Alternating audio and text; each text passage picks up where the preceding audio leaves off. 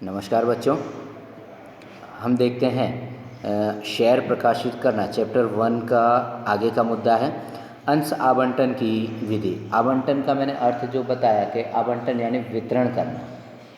तो अंश आवंटन का अर्थ यहाँ पर लिखा है कि कंपनी के द्वारा प्रकाशित किए गए अंशों के संदर्भ में आम जनता की ओर से प्राप्त अंश आवेदनों का आवंटन करना और आवेदक के डीमैट खाते में अंश जमा करना ही अंश आवंटन या वितरण कहलाता है। यानी कि कंपनी के द्वारा सारी प्रक्रिया पूर्ण होने के बाद अंशधारी के खाते में, अंशधारी का जो डीमैट अकाउंट है, उस डीमैट अकाउंट में जब अंशों को क्या करती है, जमा कराती है, उसे ही हम क्या कहते हैं, आवंटन या वितरण कहते हैं। इसकी विधि के बारे में यहाँ पर बताया कि अंश आवंटन की विधि है। अंश आवंटन की विधि को निम्नलिखित सोपानों में बांटा जा सकता है। आसपा पहला दिया है कि आसपा मान्य बैंक की शाखाओं द्वारा अंश आवेदन की रकम संबंधित आवेदक के खाते में स्थगित करना और स्थगित किए हुए आवेदन कंपनी के सार्वजनिक अभियान के लिए नियुक्त सिंडिकेट मेंबर को सौंपना। यानी कंपनी के द्वारा क्या किया जाता है, अपना एक अकाउंट खुलवाया जाता है। उस अकाउंट के अंदर क्या होता है कि जो भी अंशधारी अंश खरीदना चाहते हैं उनके अंशों की आवेदन की रकम क्या होती है, इस खाते में क्या की जाती है, जमा की जाती है और उसे क्या कर दिया जाती है, ब्लॉक कर दी जाती है।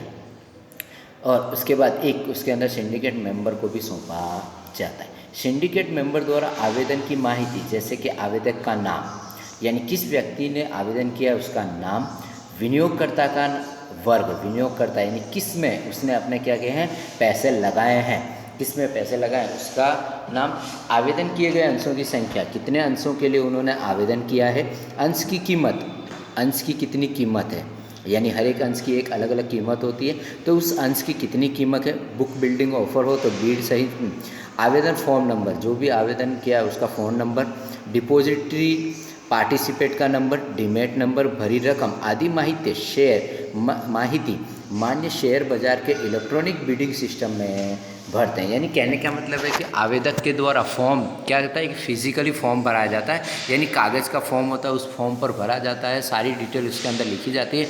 उसके बाद ये जो सिंडिकेट मेंबर होता है वो क्या करता है, उन आवेदन पत्रों के अंदर की जो भी जानकारी है उसे क्या करता है, कंप्यूटराइज्ड करता है, जिसे हम लोग क्या कहते हैं, इलेक्ट्रॉनिक बिडिंग सिस्टम कहते हैं। और जो भी फॉर्म है उसके क्या कर देते हैं, स्कैन करके उन फॉर्म को भी उसमें जमा कर लिया जाता है, ताकि वो फिजिकली जो फॉर्म होते हैं उसको क्या होता है, फेंक दिए जाते हैं या रद्दी में रख दिए जाते हैं, जबकि उनका स्कैनिंग किया हुआ कंप्यूटर के अंदर क्या होता है, उसे जमा करके रखता है। जब भी आवश्यकता पड़ती है तब उनको उस स्कैनिंग के माध्यम से, यानी इस फोटो के माध्यम से उस फॉर्म को निकाला जा सकता है।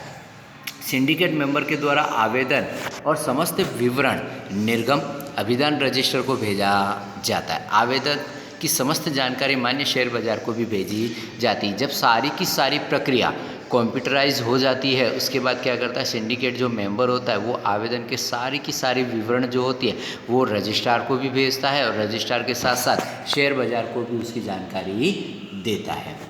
अभिधान निर्गम रजिस्ट्रार प्राप्त आवेदनों के विनियोगकर्ताओं के अलग अलग वर्ग, जैसे कि फुटकर विनियोगकर्ता, यानी क्या करता है कि जो रजिस्ट्रार होता है वो क्या करता है, उसकी आवश्यकता अनुसार उनको अलग अलग भागों में विभाजित करता है। फुटकर विनियोगकर्ता में भी डालता है उच्च नेटवर्थ धारक विनियोगकर्ता, विदेशी विनियोगकर्ता, कंपनी के कर्मचारी, संस्था के विनियोगकर्ता आदि वर्ग में बांटकर उसकी संपूर्ण जानकारी सहित क्या करता है, पत्रक तैयार करता है। उस पत्रक के अंदर जिस व्यक्ति ने जिस के अंदर भी अपना विनियोग किया, यानी पैसे लगाए हैं, उन पैसों के अनुसार वो क्या करता है, अलग अलग फॉर्म के अंदर अलग अलग जानकारी देता है।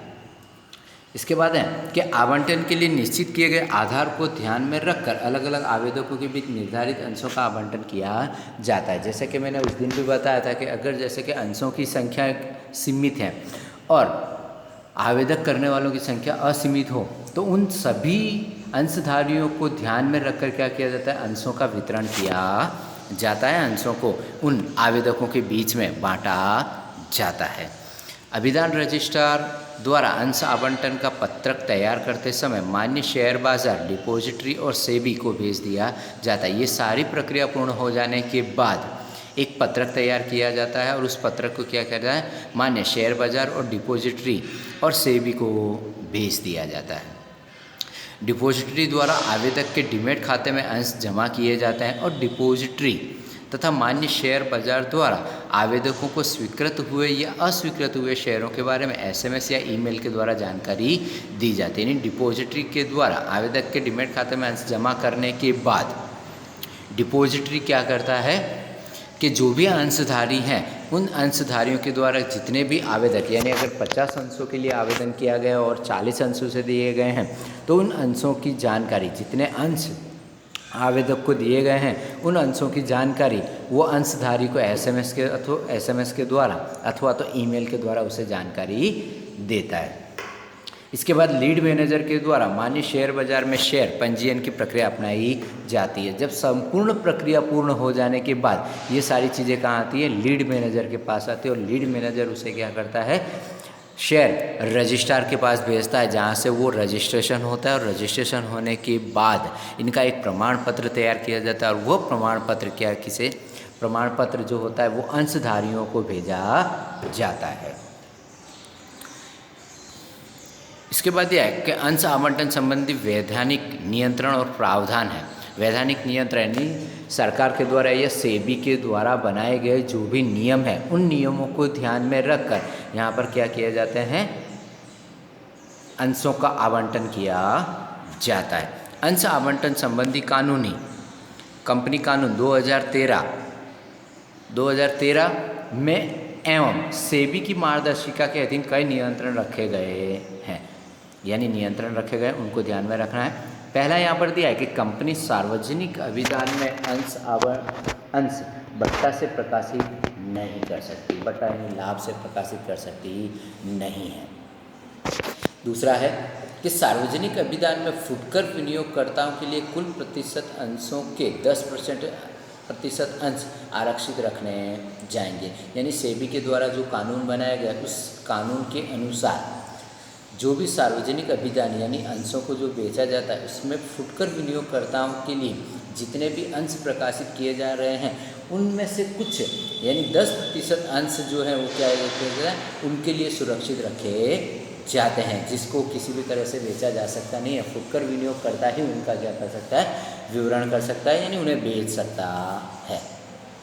सभी प्रकार के विनियोगकर्ता केवल आस्बा द्वारा ही शेयर का आवेदन कर सकते हैं। जितने भी विनियोगकर्ता यानी पैसे लगाने वाले जितने भी लोग हैं वो क्या कर सकते हैं, केवल आस्बा के माध्यम से ही क्या करते हैं, शेयर आवेदन कर सकते हैं और किसी भी तरह से शेयर आवेदन हो सकता नहीं। यानी मुख्य क्या है, आप जो भी आवेदन फॉर्म भरते हैं उन आवेदन फॉर्म को आपको किसको भेजना होता है, आस्बा के द्वारा।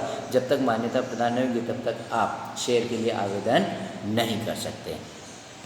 अंशों के आवेदन पत्र स्वीकार करने के लिए सार्वजनिक अभिदान खुलने की तारीख से 10 दिन के भीतर आवेदन स्वीकार करना, अंश आवंटन करना और मान्य शेयर बाजार की शेयर की लिस्टिंग यानी पंजीयन कराने की प्रक्रिया पूर्ण हो जानी चाहिए। जैसे कि अगर आपको अंश, जैसे कंपनी को अपने शेयर बेचने हैं तो जो भी तारीख से आप अंश बेचने की शुरुआत करना चाहते हैं उससे पहले आपको क्या करना है, आवेदन पत्र को तैयार करने हैं।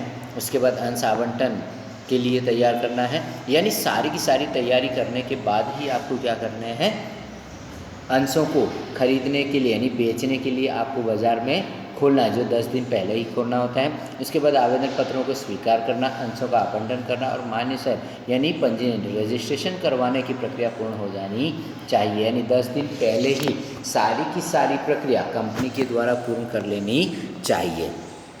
इसके बाद है कि आवंटित अंशों का मान्य शेयर बाज़ारों में खरीद बिक्री हो सकेगी, जब ही बराबर खरीद बिक्री हो सकती है।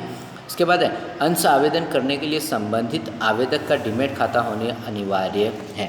जिस किसी व्यक्ति को अंश खरीदने हैं उस व्यक्ति को क्या होना चाहिए, डीमैट अकाउंट होना बहुत ही जरूरी है। आवंटित अंश आवेदक के डीमैट खाते में ही जमा कराए जाएंगे, यानी जो भी अंश खरीदता है अंशधारी उसके जितने भी अंश होंगे वो इसमें डीमैट अकाउंट में ही जमा होंगे, अदर किसी कहीं पे भी हो सकते नहीं है।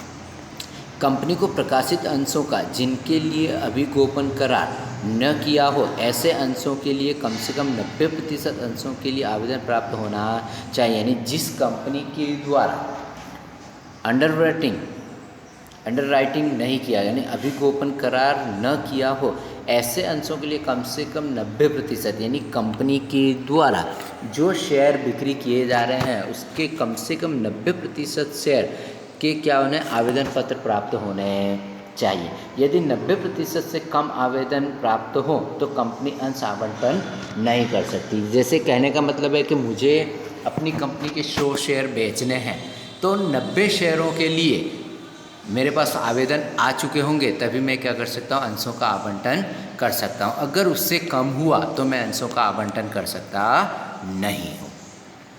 यदि कंपनी सेबी द्वारा निर्धारित नियमों धाराधोरणों के अंतर्गत आती हो तो अंश केवल बुक बिल्डिंग की प्रक्रिया के द्वारा ही प्रकाशित किए जाएंगे। बुक बिल्डिंग यानी कि विज्ञापन पत्र के द्वारा या कंपनी की अलग अलग एडवर्टाइजिंग के माध्यम से ही क्या कर सकते हैं, उसे प्रकाशित किए जा सकते हैं। आगे है कि कंपनी ने पूर्व निर्धारित किए भाव से ही अंश प्रकाशित किए हों। पूर्व निर्धारित यानी पहले से ही एक अंश का भाव निश्चित कर लिया, उस निश्चित भाव पर ही क्या करते हैं, अंशों को प्रकाशित किए हों तो कंपनी प्रविवरण, और यदि अंश बुक बिल्डिंग द्वारा प्रकाशित किए हों तो रेड हेरिंग प्रोस्पेक्टस सेबी के पास से पहले से ही मंजूर करवाना पड़ता है। कहने का मतलब है कि अगर प्रविवरण, कंपनी प्रविवरण यानी लोगों को, कर्मचारियों को इसके बारे में जानकारी देती है, बुक बिल्डिंग द्वारा अगर प्रकाशित करती हो तो पहले ही इसके बारे में सेबी को क्या करनी पड़ती है, जानकारी देनी पड़ती है। सेबी के द्वारा जब मंजूर कर दी जाए तभी हम उसके आधार पर क्या कर सकते हैं, अंशों की बिक्री कर सकते हैं।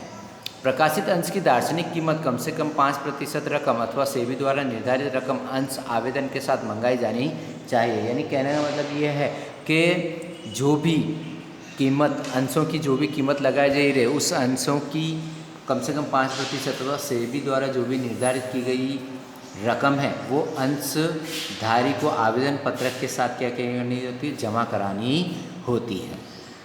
शेयर लिस्टिंग के लिए मान्य शेयर बाजार के साथ समझौता किया होना चाहिए। यानी पंजीयन कराने के लिए मान्य शेयर बाजार के साथ समझौता पहले से यानी करार पहले से किया हुआ होना चाहिए।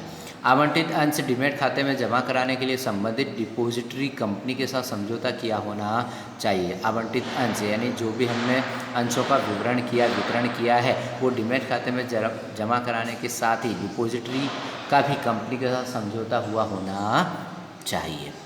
विज्ञापन पत्र में न्यूनतम भरपाई का उल्लेख तथा उसके प्रभाव बताने चाहिए कि आपको इतनी रकम भरनी है और उसके क्या आधार होंगे, क्या प्रभाव पड़ेंगे, उसके बारे में पूर्ण जानकारी विज्ञापन पत्र में देनी होती है।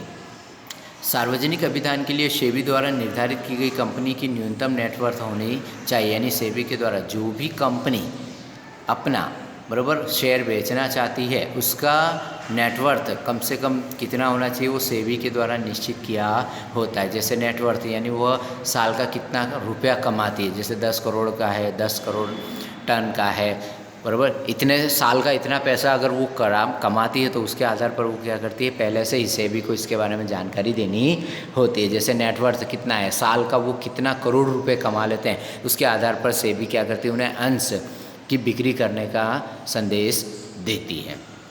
अंतिम है, यदि सार्वजनिक अभियान के स्थापकों ने शेयर खरीदे हों तो वे शेयर सेबी द्वारा निर्धारित समय तक बेचे नहीं जा सकते हैं। यानी कहने का मतलब है कि सार्वजनिक अभियान के स्थापकों ने शेयर खरीदे हो तो शेयर सेबी द्वारा निर्धारित समय तक बेच नहीं सकते हैं। कंपनी के द्वारा यानी सेबी के द्वारा जो नियम बनाए गए उस नियम के अनुसार कंपनी का कोई भी व्यक्ति शेयरों को बेच सकता नहीं है, जिससे लॉक इन पीरियड कहते हैं। इसे ध्यान में रखना, एक वाक्य के क्वेश्चन में ये प्रश्न पूछा जाता है कि लॉक इन पीरियड क्या होता है बराबर। तो सार्वजनिक अभियान में स्थापकों ने शेयर खरीदे हों तो शेयर सेबी द्वारा निर्धारित समय तक बेचे नहीं जा सकते हैं, जिसे हम लॉक इन पीरियड कहते हैं।